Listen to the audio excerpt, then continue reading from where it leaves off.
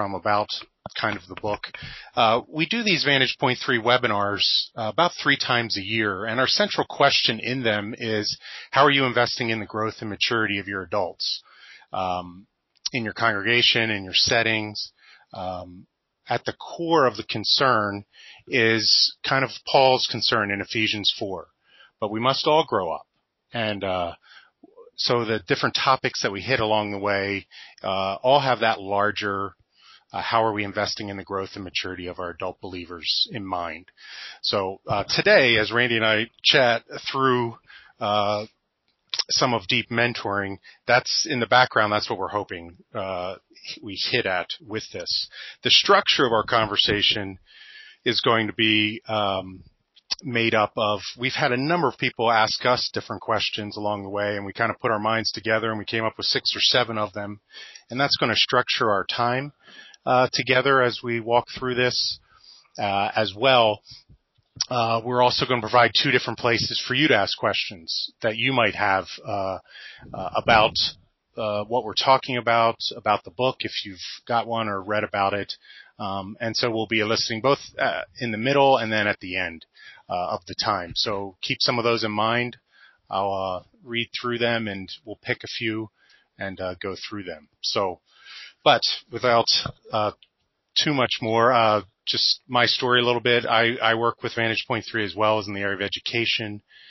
I live here in Sioux Falls with my wife Sarah, and we're expecting our first child here in March. So, yeah, good story. But this fall has been wonderful at a number of levels, but one of the ways, and we hope that we can communicate that to you, is just having this book come out and the conversation that it's encouraging. It's been good. So, Randy, Robert. Yes. Hey, Robert, can I just say a word before we jump into the questions here? Yeah. We're humbled by the amount of folks who signed up for this deal. So many of you we know as friends and folks that have been walking. We've been walking together through one or more of our Vantage Point 3 processes, or just other connections from the past, and some new folks here too, which is great to see. So we're hoping that as we come together, those of you who know us know full well, we would have much preferred to have a big pot of coffee on while we have this conversation, but we'll do that another time. And I got to say too, I had to mute my mic because I was laughing my head off at my good brother Robert's trying to get this thing going. So I'm grateful he is more skilled than I am at technical things, but I sure had a good laugh at his expense. Randy, why don't on that note, why don't we start a little bit? One of the central questions that keeps on popping up is kind of the backstory of the book. Why'd we write the book? How'd it come about? So can you offer some context on that? Yeah, sure. So it was probably 1997-ish, 98-ish. I was tag team teaching a doctoral class for Fuller Seminary with Doug McConnell, who's on the bottom picture of the screen. The guy, well, they both have gray hair and smiles. The guy without glasses is Doug.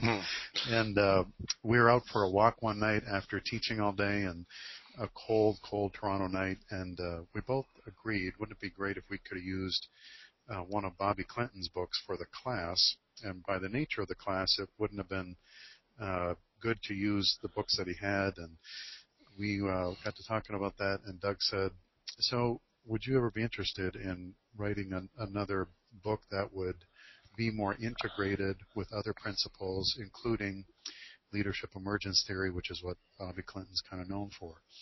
And I said, I've felt nudged for that for some time. Sure, I'd consider doing that. And he said, well, if I could find you the money, would you do that? And I thought, there's no way he could do that. So I said, sure. Well, then about 6 months later, I get a call from Doug saying he found the money from Tyndale Foundation, which they were very gracious toward us in being able to give us resources to help pull the thing off, and then Charis Foundation as well.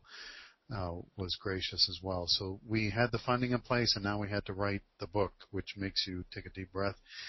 And we began doing that, and sometimes we get asked, what's it like writing a book together? Is it harder, easier? And I guess that kind of all depends on how you're wired. For me and Rob, it seemed to be easier, and I think that's in large measure because of how we both have very similar convictions about what could be helpful for the work of the kingdom today in terms of how we walk alongside others to deepen and empower them. So the process of writing, which took about a year and a half, it was kind of a back and forth process. And after a while, you kind of forget who wrote what.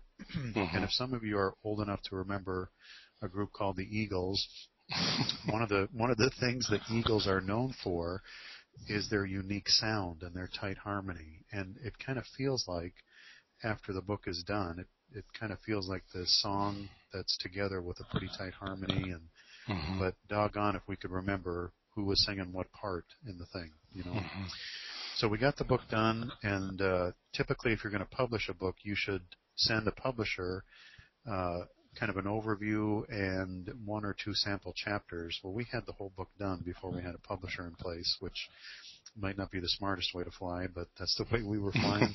And so we contacted Cindy Bunch, who was the editor for another book that I wrote a few years back called Spiritual Mentoring with Keith Anderson. And Cindy said, you know, as I look through the draft of the manuscript, it seems as though this would be a book more suited toward the academic editing group and the popular editing group. So we got tossed to Gary Dito, who is the editor for InterVarsity Press for their academic stream and their popular stream. So they kind of put us in that camp, hoping that the book could be used in an academic setting, but also in a popular setting for people who would be drawn to the book. We want to mention, too, that any proceeds that come from the book will go to help fund a scholarship in Bobby Clinton's name from Fuller Seminary. And I'll speak more about his work in a little bit. But so any proceeds from Deep Mentoring will go towards that scholarship to help fund other students coming through Fuller, which is a great creative idea that Doug McConnell had. So Rob and I would be happy campers if the book sold well, but there's a side of us that would be bummed out if it became a bestseller. Good Lord. Yeah. Well, while we're still on the backstory, Randy, why don't we, one of the questions that comes up most often is, how did Eugene Peterson come to write the foreword? And there's just kind of a delightful set of stories with that. So I'll let you just keep on rolling into that before we jump into his foreword. Yeah. That was a huge surprise and gift at many levels. So it began a couple summers ago. My wife Susan, one of her mentorees, and now one of our good friends, Nicole Boymuck, we were sitting on our deck having coffee, watching a fire, and she was talking about visiting with the Petersons at their home, and she's friends with Eugene's son Eric, Eugene and Jan's son Eric, and so I said to her, you know, if there's anybody I'd love to have a cup of coffee with someday, it'd be Eugene Peterson. And she said, well, you know, he's a bit old school. He doesn't like emails. He doesn't like texting and all that stuff. What you ought to do is just write him a handwritten letter and just say you want to meet with him. And I thought, nah, that just sounds weird. So I didn't do it.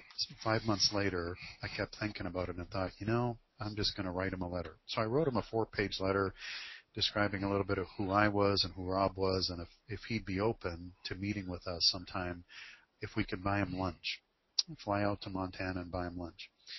And so a week later, Susan's getting the mail, and she hands me a letter with a big smile on her face and says, do you know a return address of E. Peterson in Montana?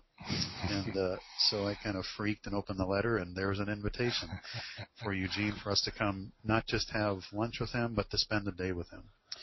So we flew out to Montana and walked up to his house, beautiful lake that he lives on, and Flathead Lake. And this guy opens the door, and it's Eugene, and he's got this big, big smile on his face. Mm-hmm. And he's a little bit like you want to walk behind him so he doesn't tip over sort of walk.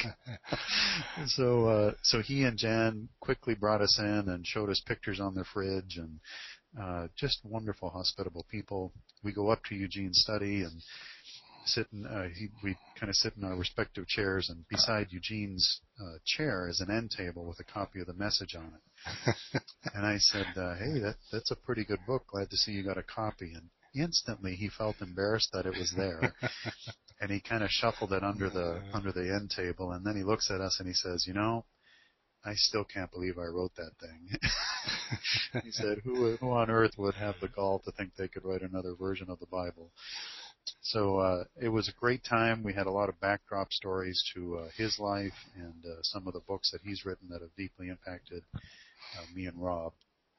And what we wanted to do originally was have Dr. James Houston write our foreword.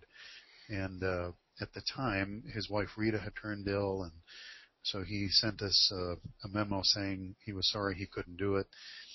And so after we had visited with Eugene and Jan, a couple weeks later, finding out Dr. Houston couldn't do the foreword, I gave Eugene a call, and I thought, you're crazy. You're going to ask him to write the foreword to your book.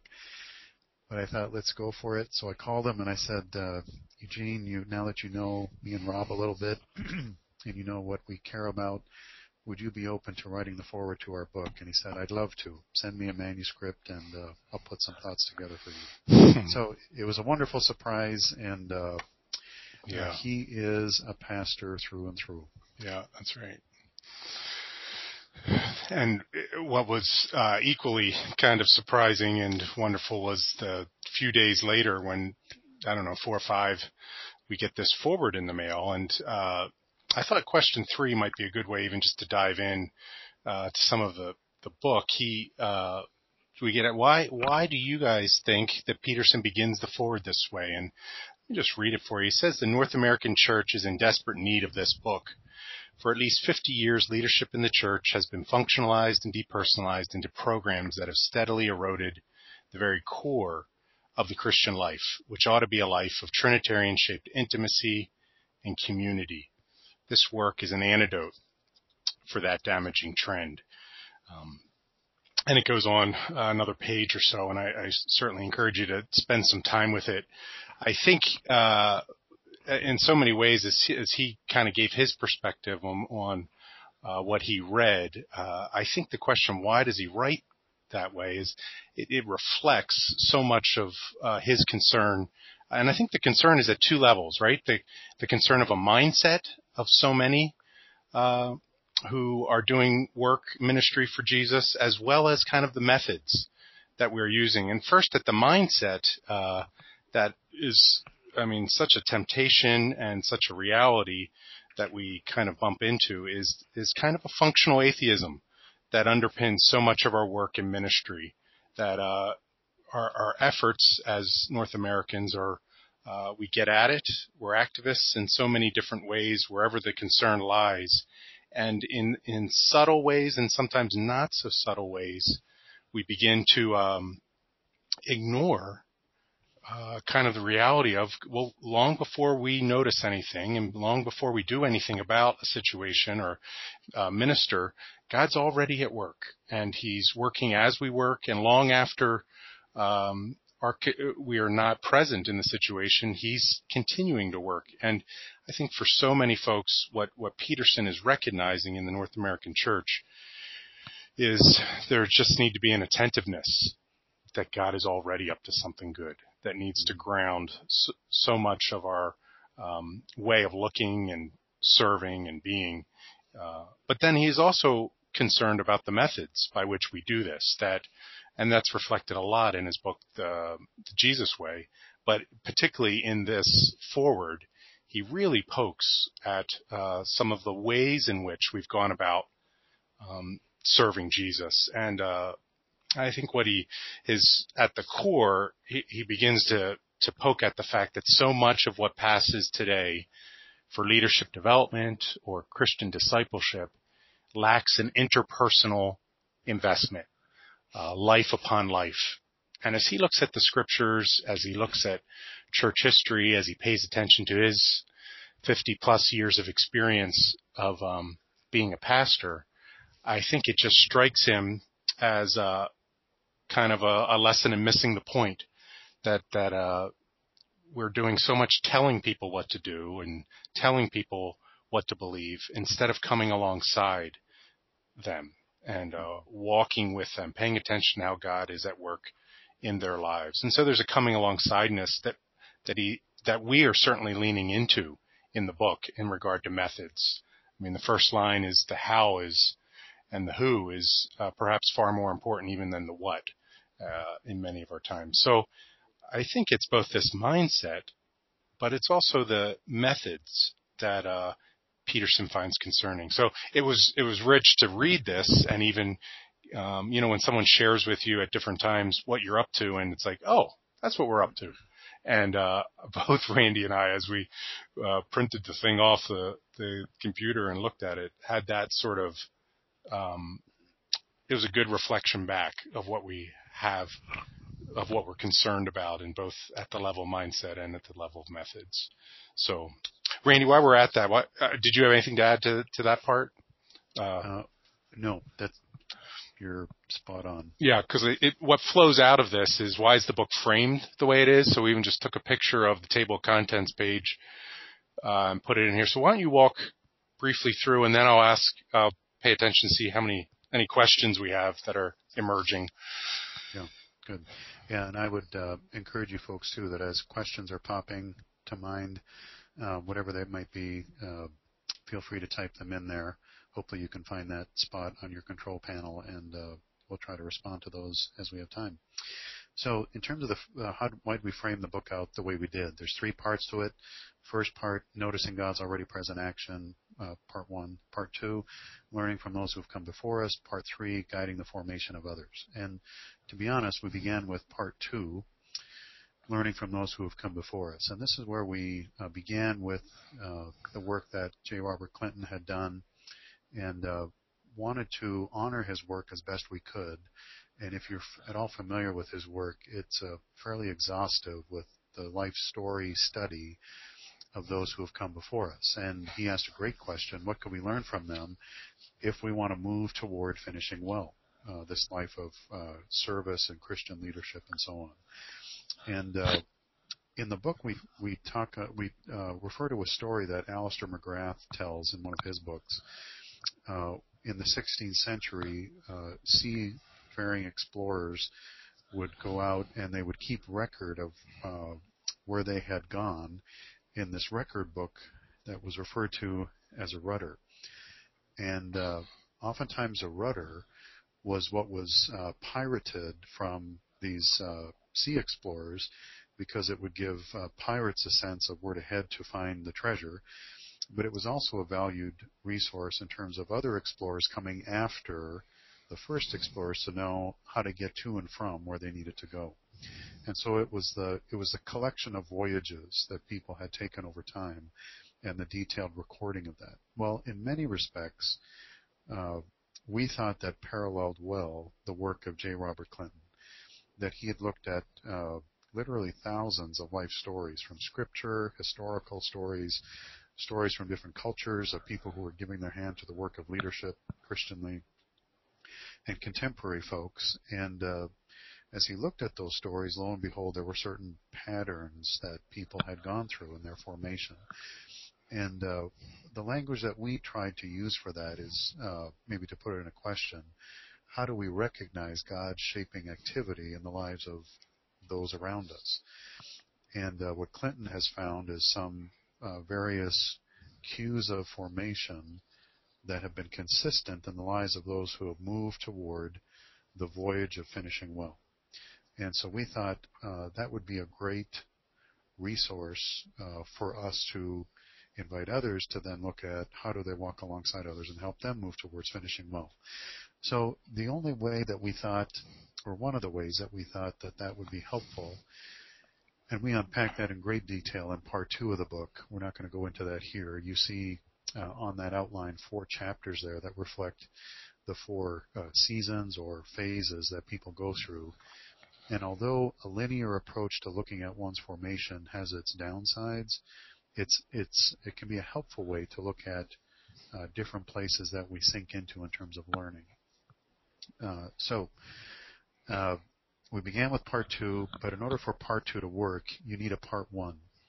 And so if we learn what God is up to in people's lives because of their story, it assumes then that we need to pay attention to their story.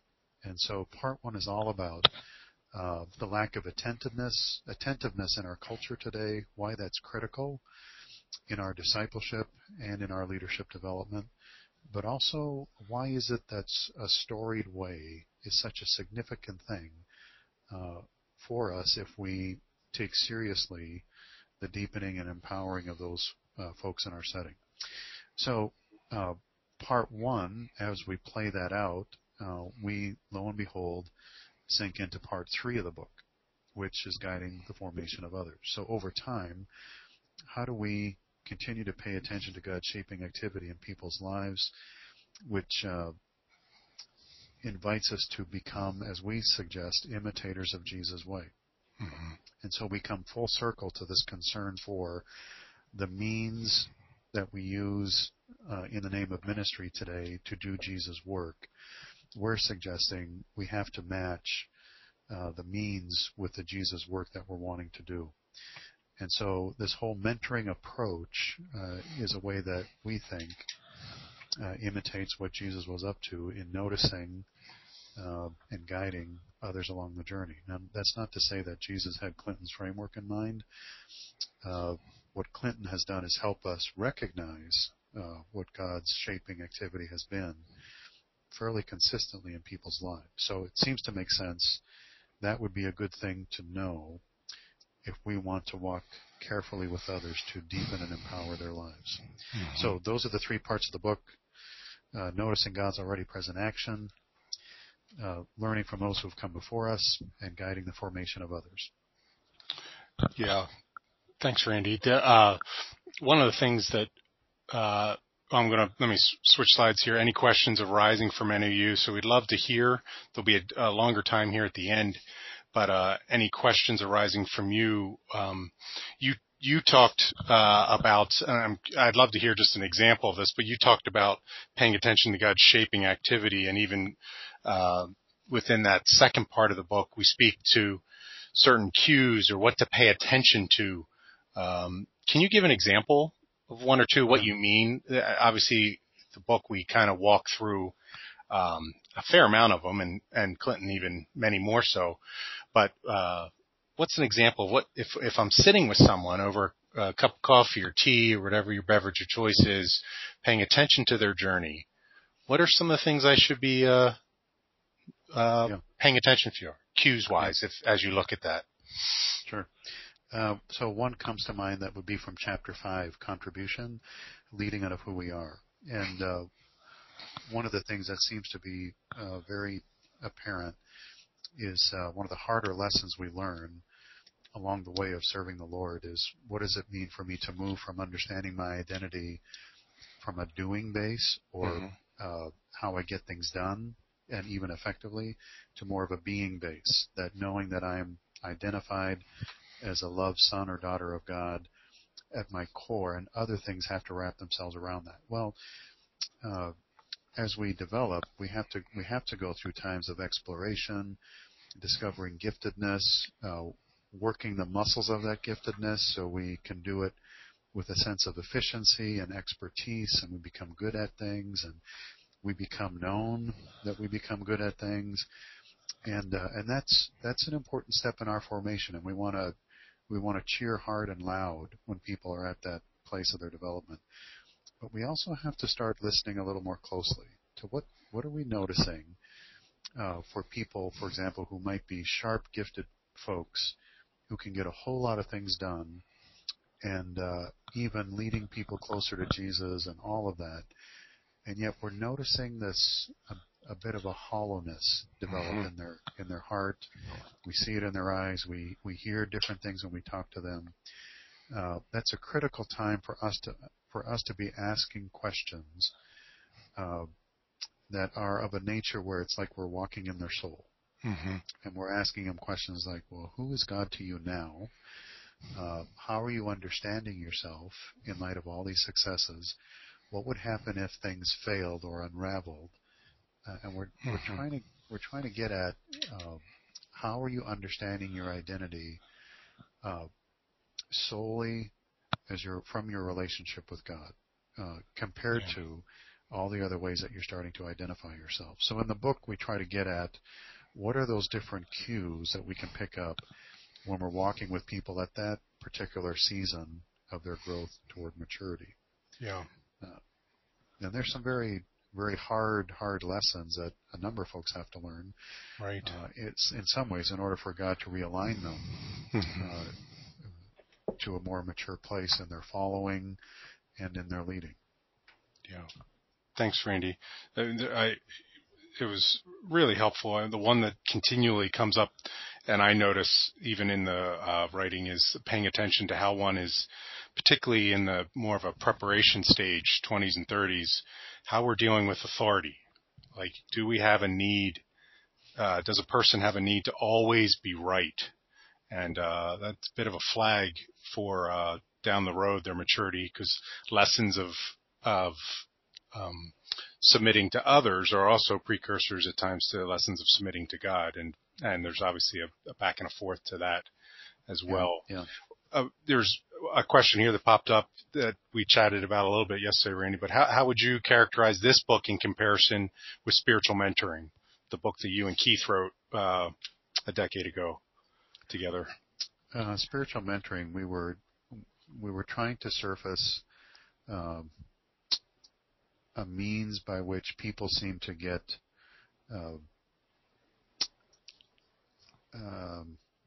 I'll say it this way, reminded of God's good work in their lives, that God loved them deeply, and that God had something for them to be about. And we tried to get at things like certain kinds of listening that would be akin to spiritual direction, and we looked at the classics and a practice that was used to really help empower folks to be paying attention to their growth toward maturity in the Lord. The difference with deep mentoring, which, by the way, we're never big fans of the title, deep mentoring, if I can let that cat out of the bag. But certain things are out of your hands, you know. So IVP said deep mentoring would be a great title. In this book, we're hanging a whole lot on what Clinton noticed to be true in people's journeys, and again, God shaping activity in people's journeys toward the work of leadership. So how did they not just finish well internally in their maturity as a believer, but what about how they did their leadership, and what can we learn from folks that way? And we're in this book, we're wanting to push things a little more with implications of this sort of approach within one's context, which we'll get to a little bit down the road in the webinar. So this book is more leadership-ish, but it's building on a pretty significant foundation of our followership. So in that way, the books may be similar. Yeah, yeah. There's certainly it's in the same current of sort of thought. Why don't we move on to question 5 and then keep on sending your questions, and we'll get to some of them here at the end. What from your own experience of mentoring makes you advocates of it? And Randy, you want to jump into that, or let me jump into that, and then I'll let you go out of that. Okay. First thing that comes to mind, even in this as this question has been asked, is a series of phases in my own journey. I think it wasn't until my late 20s where I began to become aware of just how much my life had been influenced by others from early on. So from Sunday school as class with an Uncle Paul, electrical sheet metal worker in the Philadelphia suburbs, to being discipled in college by a number of people, but Rich Savoy being one of the first one to ask me some hard questions of my own journey as a sophomore in college, to summer projects and Jim Rhodes and Greg Gansel, these folks that kind of paid attention. And then even in my own story, it would be after seminary and kind of the difficult years there that Randy and I became friends. And he was the first person. So I just graduated from seminary, working as a resident director at Biola, listening to an awful lot of college students. And I can remember me being in the back seat of the Jeep with Randy and Susan, and he would lean around and Randy would say, "So what you thinking about?" And I have to say, no one had ever asked me that question. And what I know of myself now, some 15, 16 years after that, is I don't know why no one asked me that question. But it was as much this coming alongsideness that I had been mentored all along. It was just a different, realizing the different quality and the different times of mentoring that are more specific to where you are in your own development, sometimes more of a coach and others. So what makes me such, I guess to use the word here, advocate of it is just, I think it's the way we grow up this way. Our influence from others. So my mind immediately goes to a set of faces as I think about this question, and that who are those set of faces in our lives? And frankly, some folks, most of their mentoring has been pretty negative. And so when we become conscious of that, who then are the folks that we're going to walk with as we make some choices? So I know for you, Randy, there's you talk about it in the book, the apprenticeship sort of model. Why don't you launch into that a little bit with that question? Well, one of the things that Clinton talks about in his approach to how the Lord seems to shape us, even before we acknowledge that we're going to follow Jesus wholeheartedly. So even before that time of becoming a believer, the Lord may be at work in our lives, and I kind of buy into that. Or even before we say, yes, I'm going to surrender all and I'm going to become a whatever, pastor, you name it, sort of people we expect the Lord to work in, So when I was doing electrical work, it just struck me how in my apprenticeship I could not be out of sight of a journeyman electrician in doing some electrical connections and getting wire from here to there. In fact, the journeyman electrician, or sometimes the master electrician, could actually get in trouble legally if he lost eyesight of me doing the work. So then fast forward the tape, and I had some crazy, funny, and very good electricians who mentored me in how to do electrical work. So their care that way toward me was remarkable. But fast forward the tape, now I'm coming out of seminary or part of seminary, and I'm supposed to do an internship at a church, and so the pastor gives me a list of things to do, and he is nowhere to be found in terms of overseeing what I'm doing, what sort of attention I'm giving to things or not, or am I blowing up the ship or not. And that always struck me as odd that this pastor, maybe not so much what the seminary taught me and what to pay attention to, but in the context, in the field, the pastor had little concern for what I was doing, and certainly very little concern with the sort of person I was becoming amidst my doing. And so when I think back to the people who would grab me carefully and say, Randy, you must pay attention to this sort of thing, they were the salt of the earth folks that oftentimes were not pastors, but had a deep concern with the sort of person I was becoming. So that just became branded in my heart and mind, and I think how I do what I do, it just seems to make good sense to me that if we're going to live this Christian journey out, it means we walk alongside others carefully. And so that's why it's kind of leaks out in all that we do. Right. Yeah. Which hits in our sixth kind of question. This is no easy sort of, and this is back to some of our methodology, but the question is, what do you mean when you write Christian leadership formation must be an act of cultural resistance? And I think, Randy, even some of what you were sharing there points to just for some of us how strange it seems, or even others might say how inefficient this sort of mentoring attention is. And in particular, we lean in throughout the book. It pops up both in chapter 1, chapter 7, and chapter 8, just to some cultural conditions. And in short, the book is an invitation to invite us to pay attention and to be with folks. And what's the character of this being with, and what are we paying attention to?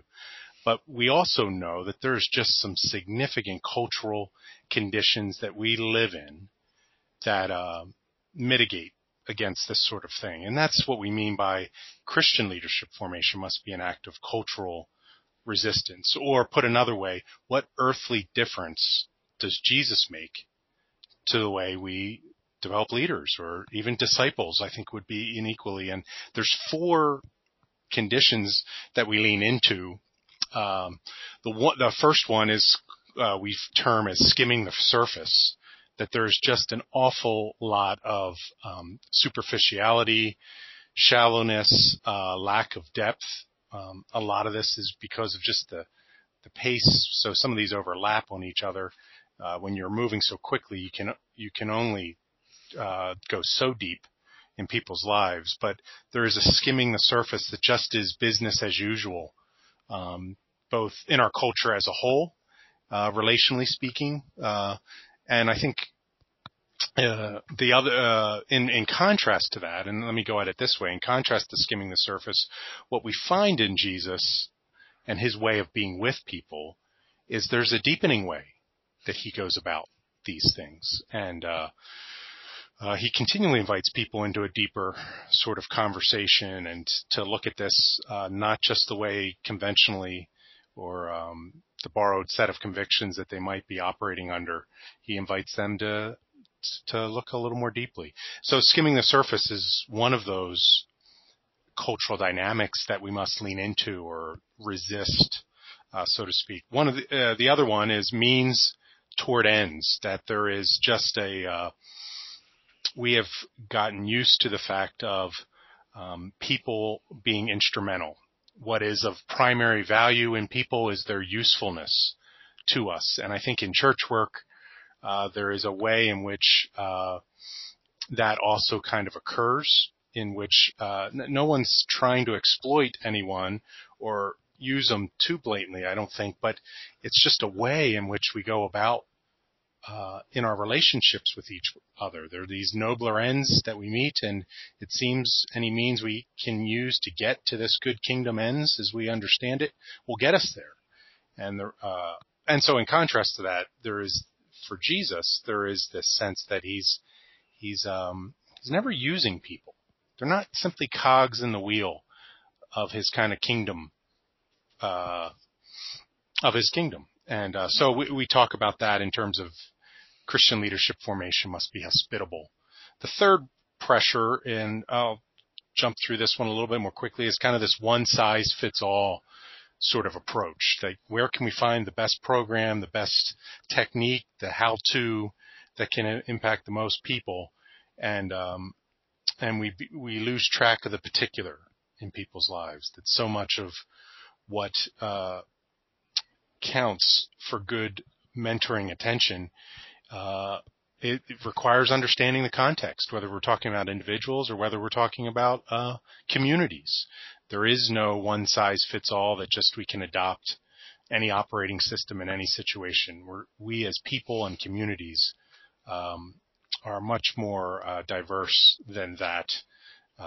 And then the fourth sort of dynamic is faster ways, or do everything faster. And one of the questions that's kind of popped up we may hit is just what we're talking about here. You know, in contrast to that is patient work. This is slow and deep. This seems so inefficient. And I think that's some of what we mean by Christian leadership formation is an act of cultural resistance. There may not be a whole host of people applauding in the background to this work. It happens much more quietly or undramatically as the Lord does the work and as the relationships are developed and people are paid attention to. But what that does is we have to slow it down a bit in that. So what these 4 dynamics, skimming the surface, means toward ends, one size fits all, and faster ways, what they have a way of both distracting us, keeping our eye off the ball, what really is essential when it comes to the work of ministry or Christian leadership formation in particular. And they also have an eroding. I don't think we have any idea how much erosion in what we take to be normal business as usual sort of service to others, how much that has eroded our expectations and what we hope to do. So those 4 dynamics in particular seem kind of critical to us, and they keep on popping up throughout the book, particularly sections 1 and part 1 and part 3. Mm-hmm. Randy, any thoughts on that? I could go on for 16 weeks about these 4 dynamics. So even keeping it to 5 minutes. But yeah, I'm just reminded of the different conversations we have with folks from churches who have somehow caught wind of our processes at Vantage Point 3, and we try to utilize a lot of what we write about in the book. That's kind of the way we try to offer resources and processes through Vantage Point 3. But the conversations, you'll see the deer in the headlights look from pastors or others who are looking for somehow to invest more in their adult believers. They want to pay attention to leadership development. But holy moly, does it really have to take that much time once we start walking with people? Yeah. And I don't think, some of our process reflects that heaviness of time and commitment, but I think it's a bigger thing they're coming out of, and I think the responses are coming out of what Rob's talking about. That we have people, they will often tell me, we have people that there's no way they will commit that much time to explore their own growth and development, let alone find facilitators who are going to be able to walk alongside them. And I think therein will continue to lie one of our issues with the church in North America, is unless we realize that there ain't no quick fix to discipleship, it simply takes time. Yeah. And so that's what comes to mind again as I hear you talk. Yeah.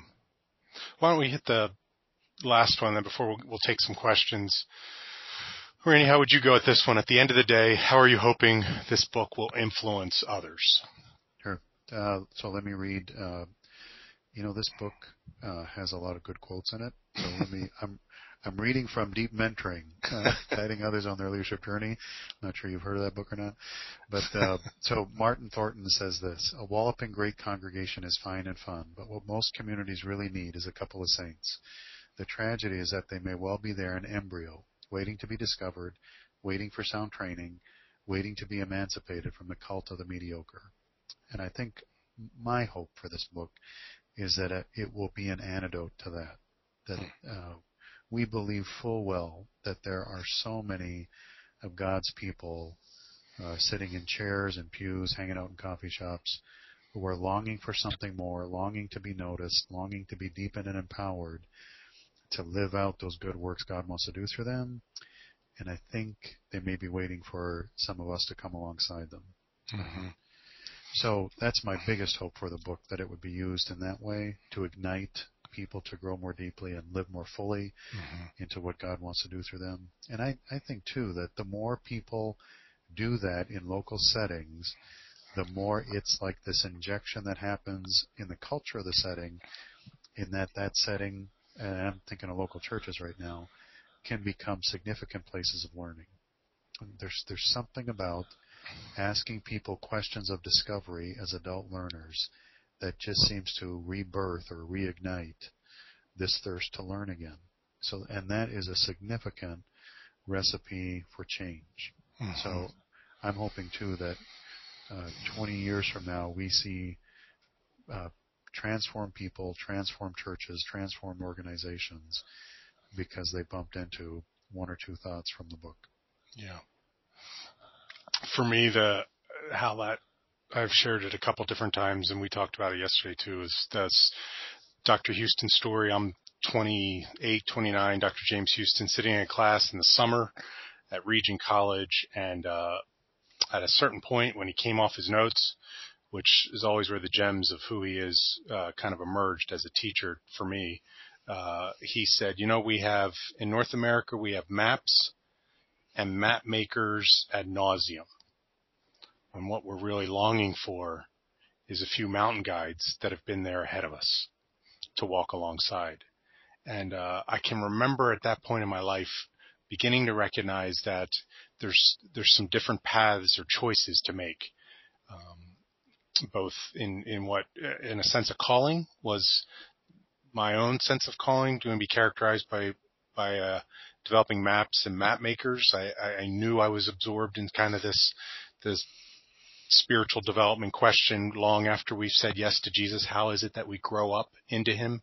Like, how do we go about that? And there's a way of going to that that's more a map making sort of approach versus more of a mountain guide approach of my head cannot get too far ahead of my heart and my ways of describing the journey as opposed to kind of living it out and being the substance of it over time.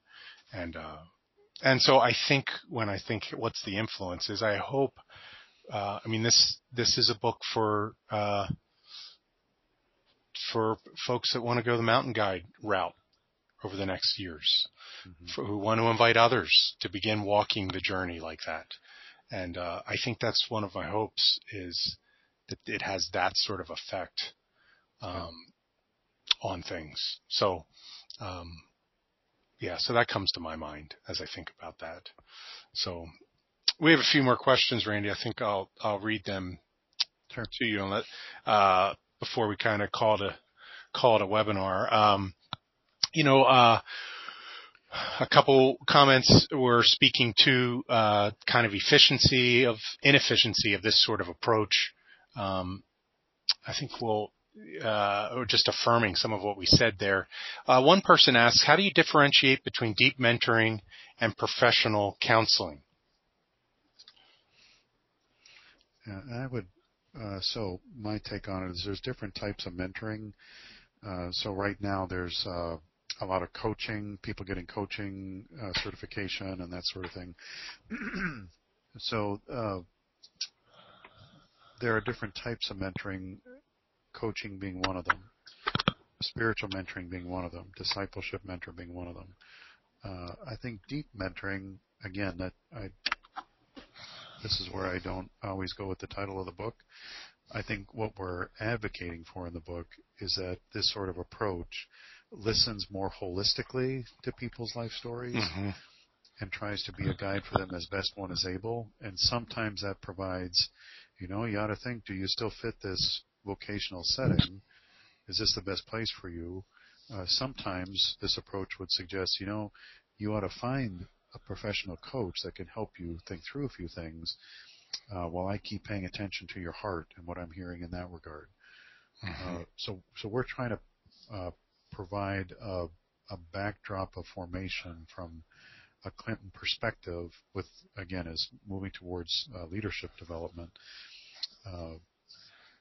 and may get at a few different things: the professional thing, the spiritual formational thing, one's giftedness thing, identity thing. So that's how I would take an initial run at that question, Rob. I don't know what you would add to it. Well, I wouldn't add a lot more. I think there are certainly, I can remember sitting in a spiritual director's seat after we've met for a while. This is a few years back, and she said to me, Rob, you're sad.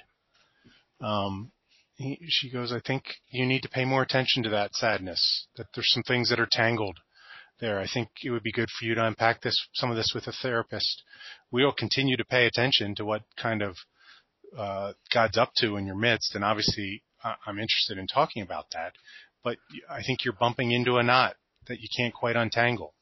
And so I think there are times when emotionally, obviously there's overlap to this, mentally there's things we bump into emotionally, that we just need someone that has that might have some lenses that help us for a period of time with that. Obviously, there's other sort of chemical things as well that need to be addressed from time to time as well. And so we're not trying to turn people into pop therapists, and that's what these mentoring is, or this mentoring attention. That really we're wanting folks to kind of be paying attention, but knowing that, I don't know which direction to go with some of this. That we're going to bump into that sort of. Let's pay attention to God together with that. But Rob, yeah. Rob, can I toss in one more thing? Sure. I think if you are listening to us and you are like a professional coach and you provide that kind of service and ministry to others, I think this book will be helpful for you. Mm-hmm. It will confirm from a biblical perspective the importance of the sort of thing you provide and how you get at it. So back to the means mm-hmm. question. But if you're dealing with people who are at different seasons of their growth toward maturity, then we provide some helpful cues of development, we call them, in each of the chapters 3 to 6, that if you're walking with people in that place, then there might be some helpful prescriptions, so to speak, for you to use even as a vocational coach. Yeah. One of the things that we often find is people are great at listening, but they all of a sudden turn sheepish when it comes to giving prescriptions for people. And I think most of us know there's nothing quite like a well-placed prescription in our lives that comes out of a caring, sensitive heart. Now, I'm not talking about people who give us all sorts of prescriptions and, truth be told, there's some issues there going on. Mm-hmm. I'm talking They're not really listening. Yeah, I'm talking about the sort of prescription that we know this would be helpful for you. And I think there's some of those that we suggest throughout the book. Yeah. Here's another question. Are the best mentoring relationships usually formed organically, or can they be deliberately formed, or intentionally, I think? Yeah, for me, I would say it's a both and. Yeah. Excuse me. Some of the best mentoring relationships I had, it seemed to come out of, like, we bumped into each other mm-hmm. and we got to know each other, and there's a good chemistry and a good swapping back and forth of perspectives, advice, caring, that sort of thing. But other mentors, unless I go after them, they're not going to notice me for a variety of reasons. And I think I've gotten bolder over the years to really go after people I think it would be good for me to hang out with them. They might not know that yet. Hopefully they'll be pleasantly surprised at the end of our hanging out that Reese was kind of good to hang out with too. Yeah, and that chemistry element needs to be kind of honored in that. Here's another question. It seems that the transitional period, this is referring to the 4 kind of phases of development in the middle of the book. It seems the transitional period from one phase of development to the next is where most leaders get off track. We call those boundaries. Any thoughts on helping ourselves and others during the transitional periods? Yeah, there's a few sections in the book where we sync. Could be chapter 6, 5, 6, and contribution chapter. We sync into it, where we talk about Clinton's notion of boundary processing and why it's critical that we have people walking with us to navigate through that time. And not that those times are always dark and scary. Sometimes they're exciting and they're opportunistic, but we still need the wisdom of others to come alongside us. And so we kind of lay out a little bit of suggestion for how to go about doing that. I met with Callie Parkinson recently, who was the inventor of the REVEAL study, and she said that one of the things she notices is she calls them moves, how we move from one season of our formation to another is extremely critical, and oftentimes, as this question is suggesting, that's where some issues begin to happen. I think having somebody walking with us through that time, or us seeking, when we know we're about to enter into a time or we are in a time, we had best be seeking others to pay some attention to us, which is that can be an awkward, goofy thing to do. But I think we just have to develop the habit of doing that. Yeah. And the one thought I have that with that, Randy, is the whole notion when we in those transitional times, I think there is a tendency to want to hurry through it. Now, some people may get stuck in terms of wallow it, and they may not want to listen to this, and this is where context is dependent. But for most folks, there's a hurriedness to it. And Clinton underscores over and over again, you need to learn in the boundary what God has for you in the boundary. Don't be in a hurry.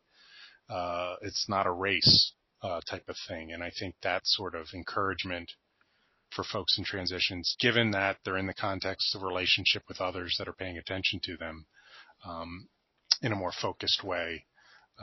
But a lot of that is addressed in that chapter on contribution. I think kind of the last question to kind of hit on is variety of people are asking the question, how will this be used? How would you introduce the book in a traditional context, Sunday school, book club? Others, how do we envision this being used? How can I take what you're laying out in this book and develop this hunger for mentoring others? As an elder in the church asks that.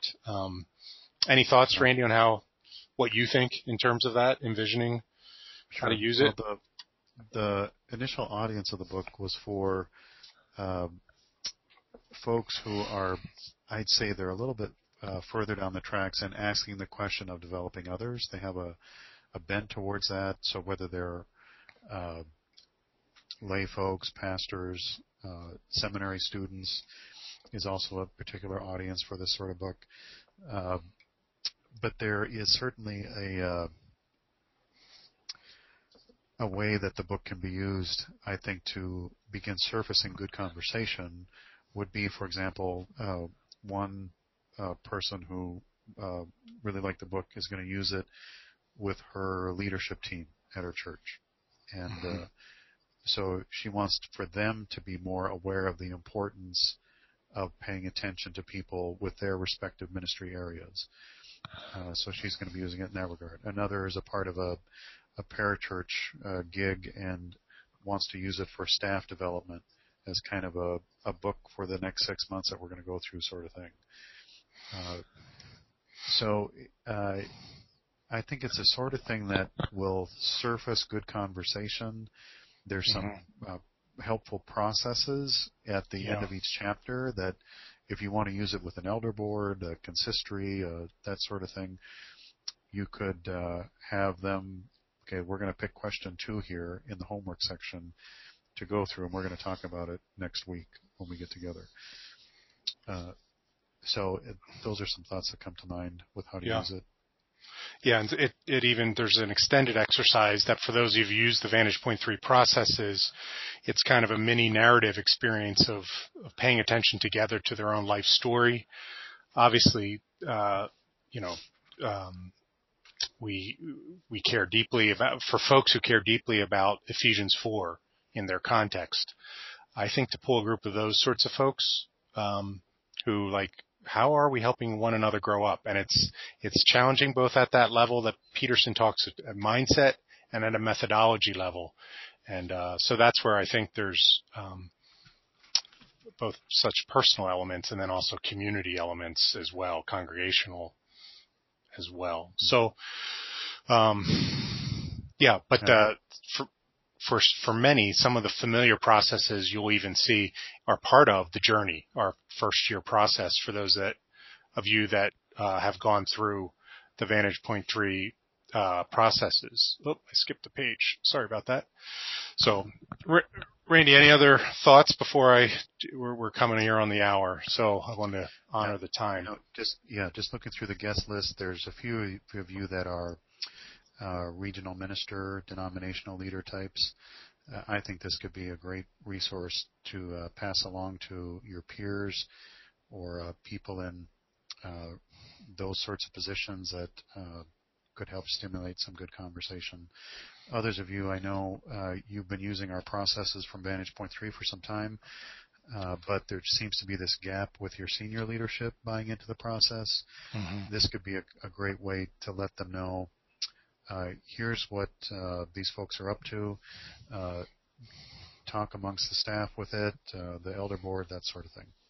Yep. I think it's been great to be together, have the conversation. Yeah. Again, looking at the guest list, some remarkable folks here. Yeah. It makes me want to introduce you to each other. Thank you for spending time with us and our kind of wanderings. I have a couple next steps here. Let me briefly get a copy, recommend it to a friend or a peer. Stay connected. Different elements from blog to Facebook. If you're into kind of that stalking sort of thing, you can go into the Facebook sort of thing. And then if you want to learn anything about the VP3 learning processes, maybe deep mentoring is the first time you've even heard of Vantage Point 3. As you exit this webinar, just check the box. I'd like to learn more about that, and we'll get a hold of you. And then February 7th will be our winter webinar. And we're kind of excited. We're going to spend a good bit of time talking about a new process that's in development, a way of life. And so I would love for you to be a part of that. Let me just pray for us, and then we'll call it a day. Thanks for joining us. Father, for your grace among us, even in this format at a distance.